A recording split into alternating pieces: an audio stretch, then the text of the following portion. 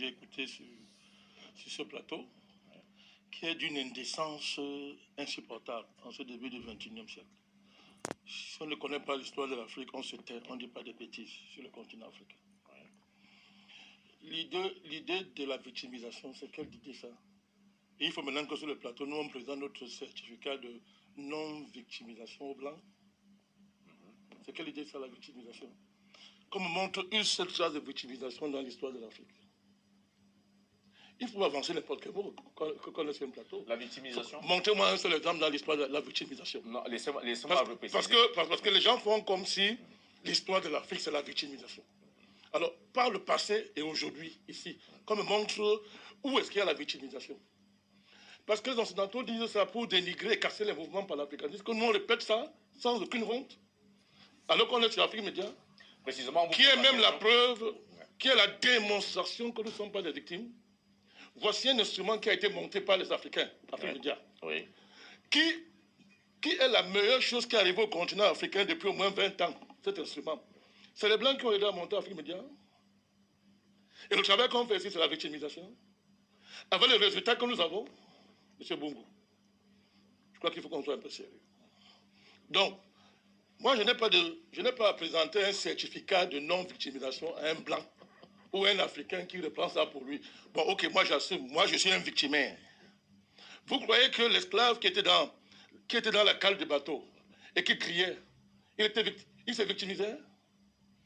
C'est parce qu'on a perdu toute humanité, ou bien qu'on n'est pas à sa place, qu'on peut tenir de tels propos. Vous croyez que l'esclave qui s'est jeté dans la mer, il est tenté de se victimiser? Ça, c'est de l'héroïsme, ça. Et toute l'histoire du continent africain, depuis qu'il a été envahi, c'est une histoire de résistance.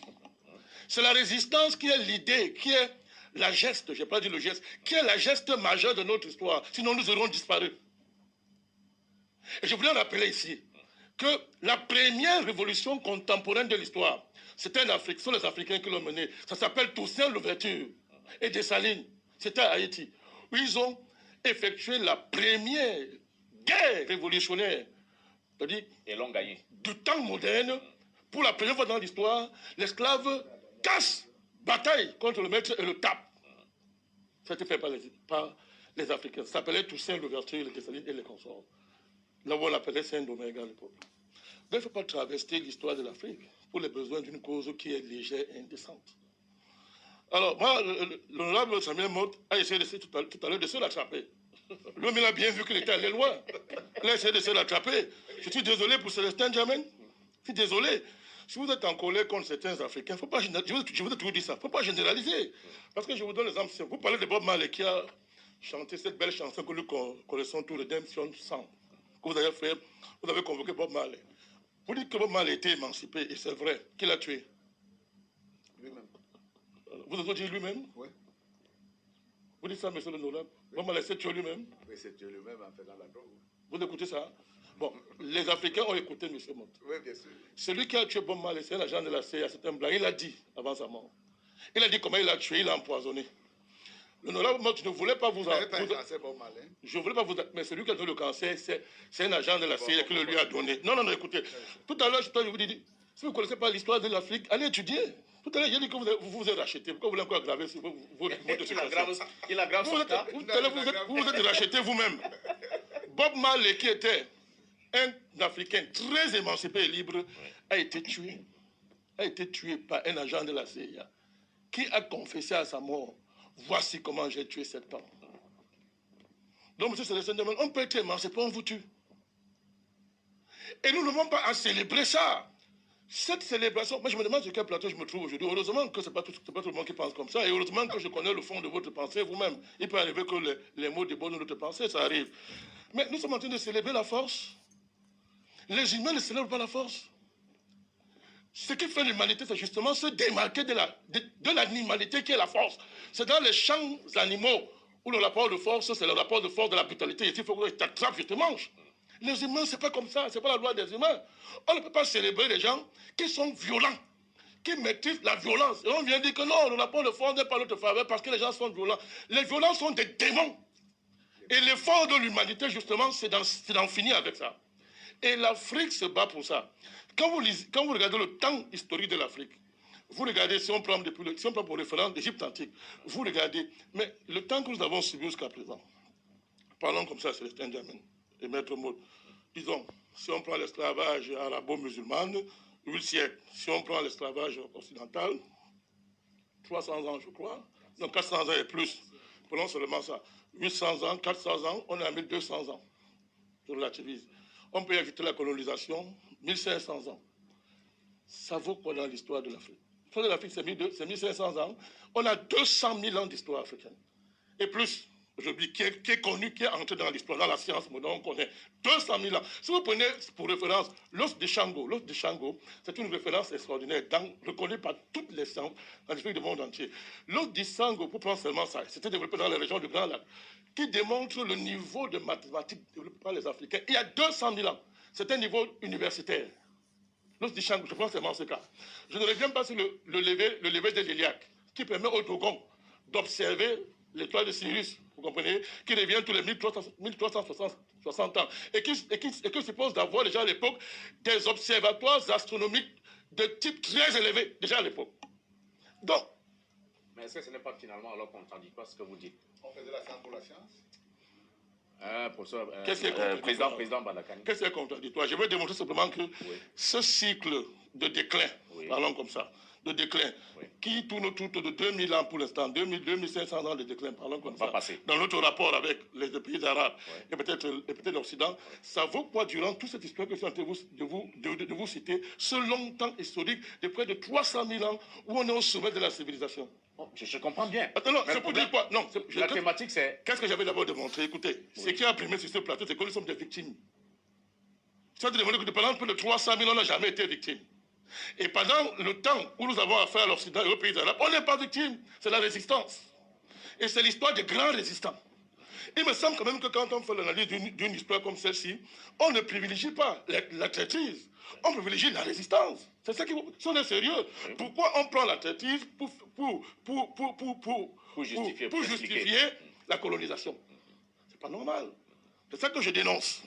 Et je ne reviens pas sur d'autres choses. Quand Samuel Moloraba dit qu'il faut travailler plus pour attraper le rythme des autres, je suis d'accord avec lui. Maintenant, quand vous travaillez plus, donnez-vous les moyens de garder votre richesse. Si vous travaillez plus, c'est comme pire la richesse, ça sert à quoi de travailler plus? Ça ne sert à rien. Est-ce que l'honorable me dit comment on garantit la richesse sans passer par les combats panafricanistes rudes? Et ce n'est pas la victimisation. C'est pas la victimisation quand on fait ça. Il a parlé des maisons précaires.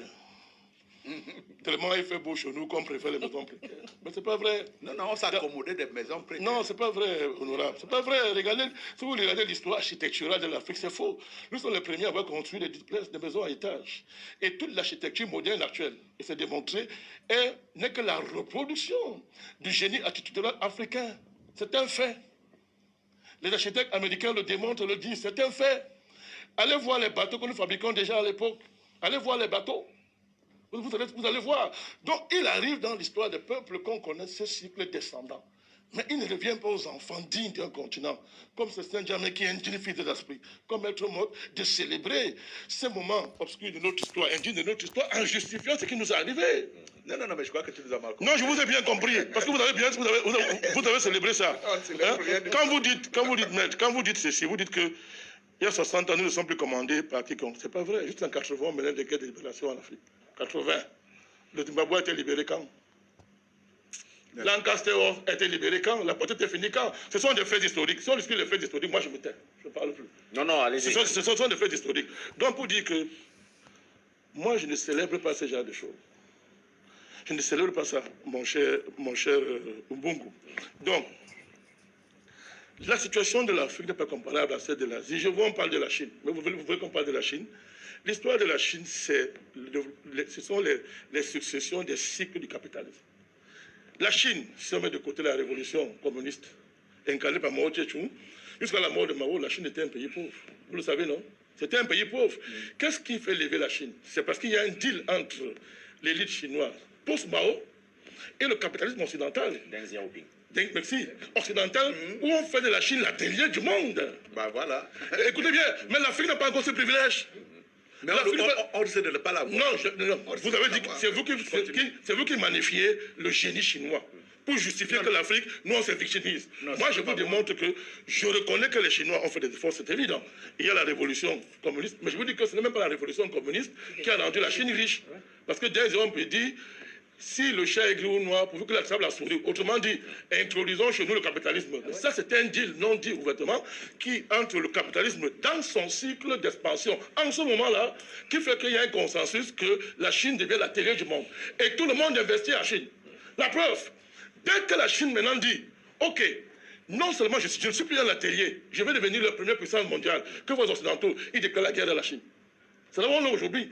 La guerre, on déclare la guerre à la Chine. C'est le stade actuel. C'est clair. Et l'avenir nous dira, nous démontrera. C'est maintenant qu'on va voir si la Chine va résister à cette guerre qu'on lui a déclarée. Ce cycle est en train de se déplacer pour aller en Inde. Le sous-continent indien. Et le Brésil britannique s'explique. La City, le Brésil, c'est en grande partie la City qui dit, OK, les capitaux, on va en Inde avec ça. Vous comprenez? Et vous ne comprenez pas ça si vous ne connaissez pas la géopolitique de l'Asie, où pendant très longtemps, les banquiers mondiaux arrivaient à un certain niveau. Lorsqu'il a fallu signer les accords de Bretton Woods pour que la Banque des règlements internationaux émerge, tout le monde connaît, celui qui fait des recherches profondes connaît ce qui s'est passé et qui a justifié qu'à un moment donné, on fasse du Japon un pont occidental en Asie pour contrecarrer la Chine. Et on a vu comment on a organisé ça. Monsieur, ça a été organisé. Je ne nie pas le génie du pont. Mais qui peut nier ce qui s'est passé? L'affaire du Japon. Il en est de même des dragons. Quand on me parle de l'Amérique latine, est-ce qu'il y a le développement en Amérique latine? Non, Célestin Diamène. L'Amérique latine n'est pas développée. L'Amérique latine se bat contre l'impérialisme américain. C'est le combat d'Evo Morales, de Hugo Chavez, de tous ces gens qui refusent l'impérialisme américain. Ils ne sont pas sortis de l'auberge. Au contraire, nous sommes même des jumeaux avec les Sud-Américains aujourd'hui. Oui, nous sommes des jumeaux. Oui, d'où ma question. Est-ce que l'Afrique a donc raté son tournant révolutionnaire? Bon, on peut dire que nous avons raté la décolonisation. Oui. Mais ce n'était pas de notre faute fondamentalement. On avait affaire à des gens très violents. Oui. Maintenant, si nous décidons que, OK, il faut aussi qu'on soit violent, nous rien contre, c'est un choix. Ça veut dire qu'il va falloir qu'on recolonise l'Europe, qu'on recolonise même les États-Unis. C'est un rapport de violence. Est-ce que l'humanité peut vivre comme ça? Ça en vaut pas la peine parce que ceux qui nous disent qu'on se victimise et qui racontent du n'importe quoi, je sais bien que c'est une théorie qui circule. Saint-Germain n'est pas quelqu'un qui partage cette théorie, je travaille avec toi depuis longtemps. Tes mots ont peut-être débordé ta pensée. Mais ceux qui parlent de cette théorie victimaire, ceux qui le disent... Il est sur le plateau, il va s'en expliquer. On va débattre. Oui. Il faut le débat. On débat. On est là pour voilà. ça, président. Ceux qui parlent, le discours de l'idéologie victimaire est développé par des Africains qui sont des agents de l'Occident. Quand ils le disent, allez voir comment ils vivent, ceux qui le disent, qui tiennent ce discours. Allez voir comment ils vivent. Soit allez voir leur vie, ils sont pris en charge par l'Occident. S'ils ont des marchés, que le long de l'Occident, d'autres sont des agents des services secrets ouvertement, c'est eux qui racontent ce genre de choses, qu'on se victimise. Mais ça n'a aucun fondement, l'idéologie victimaire. Mais comment, de quoi est-ce qu'on parle? Les Français se victimisaient quand ils pleuraient, quand ils les marchaient sur eux. C'était la victimisation. Qui a appelé ça victimisation? Qui a osé appeler ça victimisation? Quand les Américains sont levés contre les colons, leurs cousins colons anglais, qui a appelé ça victimisation? On a appelé ça mouvement révolutionnaire. Mais quand le panafricanisme s'élève et pose des actes concrets, nous on dénonce. Non seulement on dénonce, mais on montre des instruments de libération qui produisent des résultats. Vous comprenez? Avec ces Saint-Germain. Donc on montre ces travaux-là. Quand nous on dit non, ils victimisent. Parce qu'ils ont peur. Vous voyez, je termine. Ils ont peur. Oui, c'est la même chose qu'il y a avec... Vous en faites pas, vous aurez... Ils ont parlé... Non, allez-y, président. Allez-y.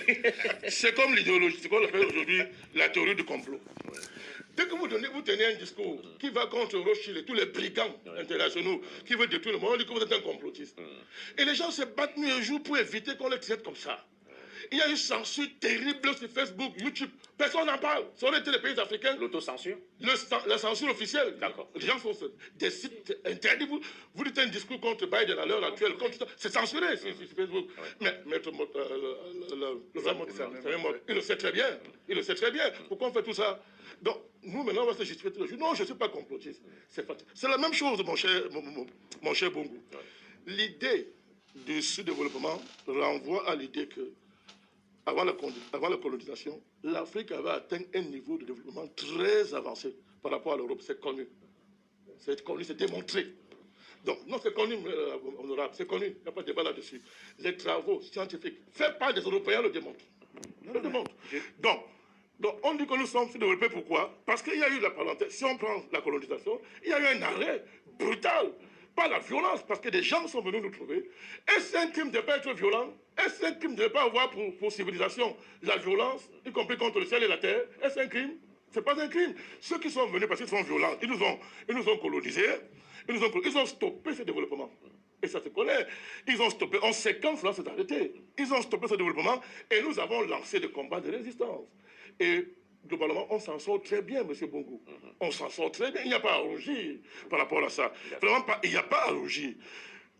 Par contre, là où je comprends ce qui est dit, c'est quoi? C'est qu'on peut dire ça. Le comportement des élites africaines. Et nous sommes les élites africaines. Nous, ici, ce plateau, voilà l'élite africaine, le monde entier nous voit. Oui, voilà notre comportement. C'est-à-dire le comportement des élites africaines. Comment expliquez-vous? Parce qu'il faut parler de l'actualité de la colonisation, de la recolonisation. Et c'est d'autant plus important que, alors nous parlons, les pays hier qui nous ont colonisés, ils disent quoi aujourd'hui? Qu'ils sont victimes d'un danger de colonisation par la Chine. Vous l'écoutez pas ça tous les jours? Ah, merci, M. Bongo. C'est aussi la victimisation. Donc l'Europe victimise actuellement, mais osez le dire, franchissons le pas. Parce que quand c'est l'Afrique qui se victimise, voilà l'Europe qui crie maintenant qu'il y a un danger chinois. Et il y a des théories en Europe qui reviennent tellement et le disent. Zemmour le dit, Henri Lévy le dit, Attali le dit, qu'il faut un nouvel empire blanc, occidental, basé sur l'Afrique pour affronter la Chine. Ces mots se disent en plein jour. Quand on voit la puissance des mouvements souverainistes en Europe, quand vous écoutez aujourd'hui en France, on vous dit frésiste. Le débat aujourd'hui en France, c'est quoi? On quitte l'Europe. Pourquoi ils font ça? Eux aussi, ils victimisent. La montée des nationalistes. Très bien, ils victimisent. Ils disent justement qu'on est en danger de colonisation par la Chine. C'est ce qu'ils disent. Donc vraiment, à partir de là, il faut qu'on relativise ce qu'on est en train de dire. Qui victimise et qui ne le fait pas. Vous comprenez? Donc, l'Afrique a subi quelque chose de terrible. Ceux qui l'ont fait, eux-mêmes ont dit que c'est un crime de classe. Ne faisons pas de révisionnisme. Ils ont dit que l'esclavage, c'est un crime contre l'humanité. C'était un loi votée en France. Même comme il n'y a pas de coupable pour l'instant. D'accord. Ils ont dit que la colonisation, c'est un crime contre l'humanité. Mais pourquoi les Africains nous ont fait de révisionnisme? Si eux-mêmes qui l'ont fait reconnaissent que ce sont des crimes, pourquoi nous on vient réviser ce qu'ils ont connu eux-mêmes? Vous comprenez? Donc moi, je suis en disant ceci.